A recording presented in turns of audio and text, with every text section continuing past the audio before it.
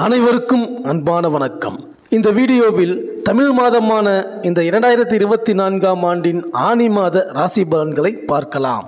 நிகழும் ஸ்ரீ மங்களகரமான குரோதி வருடம் உத்தராயணம் காலம் ஜூன் மாதம் 15ஆம் தேதி சனிக்கிழமை வளர்பிறை நவமி உத்திரம் நட்சத்திரம் கூடிய நாளில் இந்த தமிழ் மாதமான இந்த 2024ஆம் ஆண்டில் தமிழ் மாதமான ஆனி மாதம் பிறக்கின்றது. மாத தொடக்கத்தில் கிரகங்களின் சஞ்சாரத்தை பார்த்தால் மேஷத்தில் செவ்வாய், ரிஷபத்தில் குரு, மிதுனத்தில் சூரியன், புதன், சுக்கிரன், கன்னியில் கேது, கும்பத்தில் சனி, மீனத்தில் ராகு என இந்த மாத தொடக்கத்தில் கிரகங்கள் சஞ்சரிக்கின்றன. தமிழ் மாதங்களில் சித்திரை வருடப்பிறப்பு தொடங்கி மூன்றாவதாக வரும் மாதம் ஆனி மாதம். சூரியன் மிதுன ராசியில் சஞ்சரிக்கும் மாதம் இந்த ஆனி மாதம். மகாவிஷ்ணு எடுத்த கூர்ம அவதாரம் நிகழும் மாதம் இந்த ஆனி மாதம். ஆனி மாதம் உத்திரம் நட்சத்திரத்தன்று மாலை வேளையில் சிவாலயங்களில் நடராஜ பெருமானுக்கு திருமஞ்சனம் நடைபெறும். சூரியனின் வடதிசை பயண காலமான உத்தராயத்தின் கடைசி மாதமாக வருவது இந்த ஆனி மாதம். தேவர்களுக்கு உரிய பகல் பொழுதின் இறுதி பகுதி இந்த ஆனி மாதம். தேவர்களின் மாலை நேர பொழுதே மானிடர்களாகிய நமக்கு ஆனி மாத காலம் ஆகும். நம் நாட்டில் நீண்ட பகல் பொழுதினை கொண்ட மாதமாக இந்த ஆனி மாதம் அமைந்துள்ளது. சேஷ்ட மாதம் என்று அழைக்கப்படும் இந்த ஆனி மாதத்தில் வரும் கேட்டை நட்சத்திர நாளில் சேஷ்டாபிஷேகம் என்ற விழா ஆலயங்களில் நடைபெறும். கேட்டை நட்சத்திரத்திற்கு சேஷ்டா நட்சத்திரம் என்ற பெயரும் உண்டு. இந்த நட்சத்திரத்திற்கு உரிய தேவதை இந்திரன். ஆனி பௌர்ணமி அன்று சிவபெருமானுக்கும் அம்பாளுக்கும் 16 வகையான அபிஷேக தீபாராதனைகள் நடைபெறும். காரைக்காலில் ஆனி மாத பௌர்ணமியையொட்டி மாங்கனி திருவிழா நடைபெறும். ஆனி 12ஆம் தேதி புதன் கடகராசிக்கு பெயர்ச்சியாகின்றார்.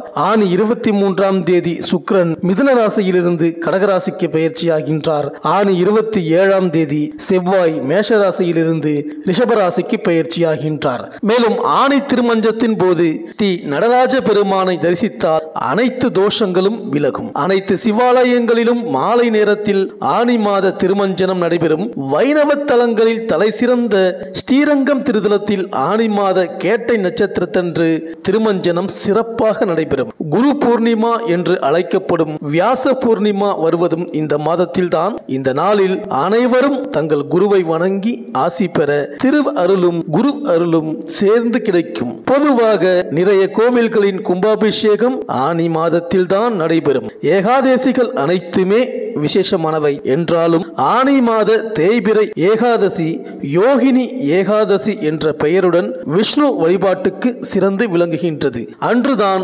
அழகாபுரி மன்னனான குபேரன் ஏகாதசி விரதமிருந்து பெருமாளை வழிபட்டு தனது நோயை போக்கிக் கொண்டார். புதுச்சேரி மாநிலம் காரைக்காலிலும் ஆனி மாதம் பௌர்ணமியையொட்டி சுவாமியும் அம்பாளும் திருவீதியுலா வரும்பொழுது காரைக்கால் அம்மையார் திருவுருச்சிலையும் தரிசிக்கலாம். அப்போது பக்தர்கள் வீட்டின் மீது ஏறி நின்று மாம்பழங்களை கூடை கூடையாக காரைக்கால் அம்மையார் மேல் அபிஷேகம் செய்வார்கள். இந்த கிரகங்களின் சஞ்சாரம் மற்றும் மாற்றத்தினால் இந்த ஆனி மாதம் உங்கள் ராசிக்கு என்னென்ன பலன்கள் கிடைக்கப் போகின்றது, நீங்கள் செய்ய வேண்டிய பரிகாரங்கள் என்ன என்று இந்த வீடியோவில் பார்க்கலாம். சந்திரனை ராசி அதிபதியாக கொண்ட கடகராசி அன்பர்களே, இந்த ஆனி மாத கிரக நிலைகளை ஆராய்ந்து பார்க்கும் பொழுது உங்கள் ராசிக்கு இந்த மாதம் யோகபோகமான இனிமைகள், நல்லபடியான மகிழ்ச்சிகள், ஒவ்வொரு காரியத்திலும் தாமதமில்லாத வெற்றிகள் என்று 11ஆம் இட குரு பகவானாலும் 3ஆம் இட கேது கிரகத்தாலும் பாதகாதிபதியான சுக்கிரனாலும் அனுபவிக்கப் போகின்றீர்கள். அதே நேரம் அஷ்டமசனி காரணமாக சில தொந்தரவுகளும் ஆரோக்கிய சங்கடங்களும் ஏற்பட்டு கொண்டே நகரலாம். ஆனாலும் பெரிய பாதகம் ஏதும் ஏற்படாது. ஆக இந்த மாதம் தொடங்கிய முதல் வாரம் கடந்த பிறகு ஒவ்வொரு விஷயத்திலும் அனுகூலத்தையும் பொருளாதார ரீதியான திருப்பங்களையும் சந்திப்பீர்கள். அன்றாட வருமானம் உயரும், சேமிப்பு அதிகரிக்கும். சேமிப்புகளை கரைக்க வேண்டிய அவசியம் இல்லை. பல மாதங்களாக முயற்சி செய்தும் ஆகாத சாத்தியமில்லாத காரியங்களில் ஆச்சரியப்படுகின்ற வெற்றி ஏற்படும். பூசம் நட்சத்திரக்காரர்கள் வாழ்க்கை துணையுடன் கடந்த 4-5 மாதங்களாக கருத்து வேறுபாட்டுடன் பிரிந்திருக்கின்ற மன சங்கடங்களுக்கு இனிமையான தீர்வு ஏற்படும். உத்தியோகம், பணி, பதவி விஷயங்கள் அனுகூலத்தை கொடுக்கும். சுபகாரிய திருமண விஷய இழுபறிகள், வாரிசுகளுக்கான திருமண கவலைகள் அனைத்திற்கும் இந்த முதல் வாரம் கடந்த பிறகு சந்தோஷ நிம்மதி ஏற்படும். புனர்பூசம் நட்சத்திர இளம் தம்பதியர்களின் புத்திரபாக்கிய பாக்கிய சஞ்சலம் விலகும். மறுமண முயற்சிகளில் உள்ள இருபாலருக்கும் திருமண வரன் முடிவாகும். புதிய பட்ஜெட் விஷயங்களில் ஈடுபட நினைத்து உள்ளவர்களுக்கு அதிர்ஷ்ட மேன்மைகள் காத்திருக்கின்றது. சந்தோஷ இனிமை சம்பவங்கள் நடக்கும். உங்கள் இல்லத்திற்கான சௌகரியங்களும் திடீர் வசதி வாய்ப்பும் உயர்வுகளும் நீண்ட நாள் ஆசையும் நிறைவேறும். பொன்பொருள் புதிய சொத்து பத்து சேர்க்கைகளும் ஏற்படும். மேலும் குரு பகவான் உங்கள் ராசிக்கு 11ஆம் இடமான லாபஸ்தானத்தில் சஞ்சரிக்கின்றார். இதன் காரணமாக அனைவரிடமும் பாச பிணைப்புடன் பேசி பழகி அனைவரையும் உங்கள் வசம் செய்து கொள்வது உங்களின் இயற்கை குணம். குடும்ப நிர்வாகம் மேன்மை தகுந்ததாக இருக்கும். ஒழுக்கம் நேர்மையுடன் எல்லா செயல்களையும் செய்து அடுத்தவர்களுக்கு முன் உதாரணமாக விளங்கி வருவீர்கள். வீடு மனை வண்டி வாகனம் போன்றவற்றில் ஈடுபாடுடன் வாங்கி மகிழ்வீர்கள். ஆடம்பரங்களுக்கு அடிபணியாமல் அத்தியாவசியமானவற்றை சேகரித்துக் கொள்ளவும் தயக்கம் இருக்காது. எதை செய்தாலும் எங்கு செய்தாலும் எவ்விதம் செய்தாலும் அவற்றின் தன்மைகளை கூர்ந்து நோக்கி துல்லியமாக எடை போட்டு தெளிவாக செய்து காட்டுவதுதான் உங்களின் தனி சிறப்பே. தைரியம் பேச்சு வல்லமையுடன் எதையும் எப்பொழுதும் சமயோஜிதமாக நடந்து மற்றவர்களிடம் புகழ் பெறுவீர்கள். சந்ததி புகழ் பிரபலம் பிரபுத்துவம் கிட்ட அயராது கடின உழைப்பின் மூலம் அடைவதே உங்களது லட்சியமாக கொள்பவர்கள் நீங்கள் தான். தாயாரின் அன்பும் ஆசிகளும் தான் உங்களுக்கு உறுதுணையாக.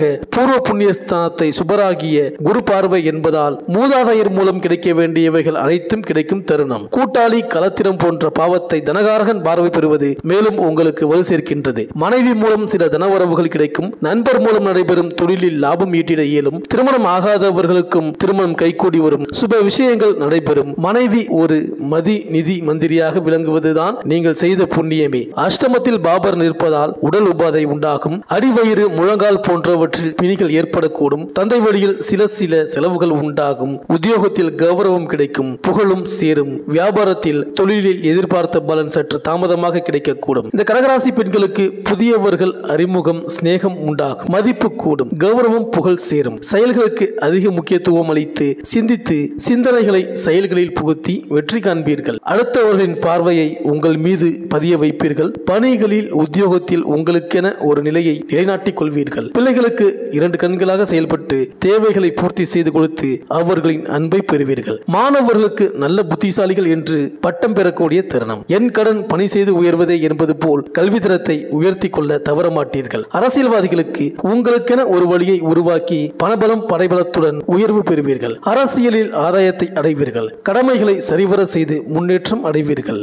இந்த கடகராசி விவசாயிகளுக்கு தொடர்ந்து 17 தினங்கள் வரை அருமையான உயர்வு, உற்பத்தி ரீதியான அதிர்ஷ்ட லாபங்கள் உண்டு. உத்தியோகஸ்தர்களுக்கு நீங்கள் முயற்சித்து வருகின்ற இடமாற்றம், ஊதிய உயர்வு விஷயங்களுக்கு தீர்வு ஏற்படும். தொழில் அதிபர்களுக்கு பல ஆண்டு திட்டங்கள் அதிர்ஷ்டகரமாக நிறைவேறும். லாப அதிகரிப்பும் ஏற்படும். கலைஞர்களுக்கு முதல் வாரம் முடிந்த பிறகு அரசாங்கத்தால் வெகுமானம் பாராட்டு ஏற்படும். இந்த கடகராசி அன்பர்களுக்கு இந்த ஆனி மாதம் அனுகூலமான நட்சத்திரங்கள் மகம் உத்திரம் அஸ்தம் சுவாதி மூலம் திருவோணம் சதயம் பரணி ரோகிணி திருவாதிரை. அதிர்ஷ்டமான நாட்கள் ஆங்கில தேதியில் ஜூன் 17, 18, 20, 22, 25, 27, 28, 30 மற்றும் ஜூலை 1, 3, 5, 7, 8, 9, 11, 13, 15. இந்த மாத சனிக்கிழமைகளில் ஸ்ரீ பெருமாள் தெய்வ வழிபாடு வைத்துக் கொள்ளுங்கள். செவ்வாய்க்கிழமைகளில் ஸ்ரீ சுப்பிரமணியரை வழிபட்டு வாருங்கள். இந்த கடகராசி அன்பர்களுக்கு இந்த ஆனி மாதம் அனைத்தும் நன்மையே நடக்கும்.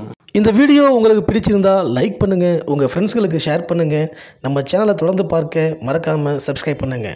பக்கத்தில் இருக்கிற பெல் ஐக்கானை கிளிக் பண்ணிக்கிங்க. மீண்டும் அடுத்த வீடியோவில் சந்திப்போம். நன்றி, வணக்கம்.